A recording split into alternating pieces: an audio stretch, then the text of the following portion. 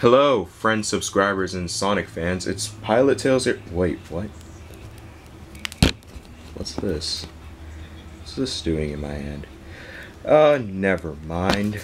Out with the old and in with the new, because on this time with our review, we're reviewing yet another one of these Sonic 20th anniversary figures by Jazwares. This time, we're reviewing the, what I like to call the second version of the 2011 iteration of Sonic the Hedgehog. A much corrected sculpt, but now in my first time interacting with the figure, we will see whether or not it has any disadvantages and or new advantages.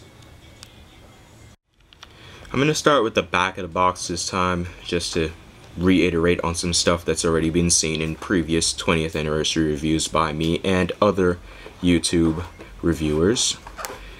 Once again, we have the exact same bio. I mean, couldn't they vary it up just a little? I mean, of course, this applies to maybe any version of Sonic, but come on. On the new side, though, we've got the generation stock art of modern Sonic using the exact same pose as the classic Sonic artwork from the game that shares the same namesake.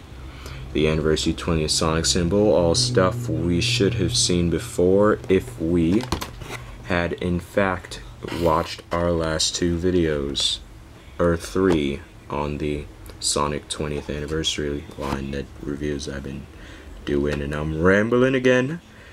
Anniversary 20th Sonic Through Time, Sonic the Hedgehog 2011. Note that the modern art is on the top. And Sonic the Hedgehog logo, Jazwares logo, item number 65702, which means basically nothing. Alright, here we go. Now we're going to open the box. So, as you can see, this is an extremely glossy package. Carefully open this box. And I know that's not going to work out anyway. So let's just tear it open. If you haven't already checked your local Toys R Us, also out are the comic book pack that includes Silver and Shadow, as well as the classic Eggman pack, and also the 3-inch Supersonic and 3-inch classic Supersonic and the 3-inch normal classic Sonic. Too many iterations to remember. With the tins. I wonder what's in the tins, though. If someone could tell me that, that would be extremely helpful. God damn twisty thighs. After some technical difficulties, as you can see, Sonic is just there after I took him out of the box. So now we're going to go in for the usual close-up, articulation, and sculpt analysis. Alright guys, here's what you're looking at with the 20th anniversary figure. Quite accurate. And for now, it actually is standing up, although mine does have a slight problem because of the soft mold of the head, which makes the head light and makes it easier for the figure to stand. One of these spikes was melted down in the process, but as you can see, it's quite stretchy material, so I can bend the spikes to my liking. But knowing since it's probably rubber, they bend back into a certain shape. Now looking at the sculpt, Sonic has this nice belly dot. It's more of an egg-shaped body than his circular-shaped body with his classic incarnation. And he looks very much like he does in Sonic Unleashed. So looking at the articulation, the head gets a spin on a peg rotating 360 degrees. The shoulders go up, down, and out and back.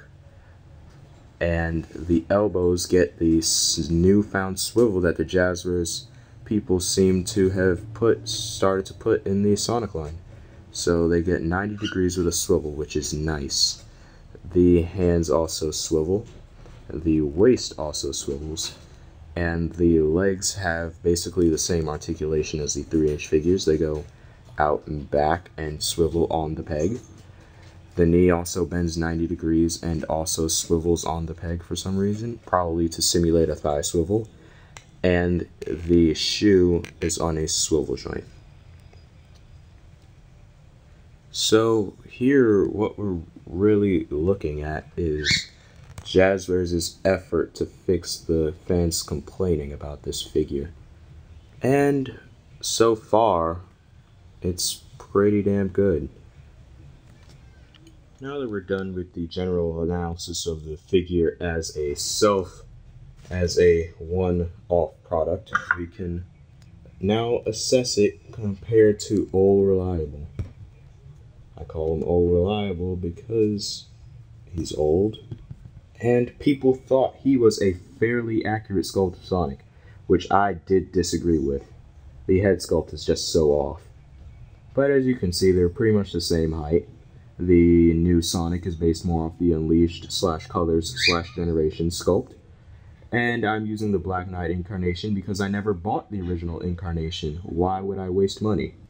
Alright guys, now prepare for the wrath of Pilot Tales because I've got a lengthy list of pros and cons for this one. Well, in the pros we can obviously see this is an amazing figure of Sonic. The light head and the bendable quills are sure to probably please anyone who's looking for a definitive Sonic. However, I cannot say this is a definitive Sonic, although it is based off the most recent model. And I have several reasons. First of all, if you'd like to look closely, all the eyes on this new 5-inch figure are printed in a crooked sort of way, and it just gets on my nerves. Also, it's hard to find one without the paint issues such as the white paint overflow onto the muzzle. I managed to find one with the least amount of this, and for that I am very thankful. Also on my list, although this figure is quite accurate, I must say again, is that mine seems a little bit bendy in the legs. And this QC, which stands for quality control, on these figures is just horrible, I have to say. With the joints, they kinda did a bad job because they didn't put stops on either side. I don't know if that was to induce safety or something, but it means that the figure can possibly bend forward. But since Sonic's head isn't heavy, the weight isn't going to bear in that way. The same goes for the elbows. There are no stops on the elbows or the knees. Secondly, if you're unlucky enough to end up with a 2011 Sonic figure with bent feet, you're screwed. He will not stand. I managed to find one that looked like it had bent feet in the package, but it had the best paint job, so that's why I got it. And well, it's what I expected, only a little more. Jazwares, you can do just a little better. I know you can perfect this figure, and you probably will within the next 2 months. So, great job anyway, Jazwares. Alright, and now it's time for my rambling, unfortunately. So, Jazwares seems to be placing some kind of newfound hope in this 5-inch line because the sculpts got massively better. And as I said before, I thought they were crap before, in all honesty, besides the Werehog, which is freaking awesome. But, on another note, Super Sonic and Modern Sonic are now faithfully replicated closer to their models than ever. Although the eye printing does suck. So try to find one that doesn't have crooked eyes, that's all I can say. And really, I would hope that they do more characters in their 5-inch line. Like, this is actually a suggestion, Jazwares. Please do this. This has been one of my more informal reviews on the contrary of what I just said. And really, I've spent this whole review rambling. Now that I finally have this figure, I can see why so many people have wanted it. But also, I can see some of the glaring flaws. But since my Sonic stands up, I am perfectly fine with my figure. And I will be looking forward to future Sonic outings by Jazwares, as I've said before, because they fixed the one thing that I actually wanted them to fix, which was the 5-inch Sonic. Now I just have to find some cash to be able to pick up the rest of the ones that I saw at Toys R Us. Well guys, that's all for this review, and this is Pilot Tales signing off.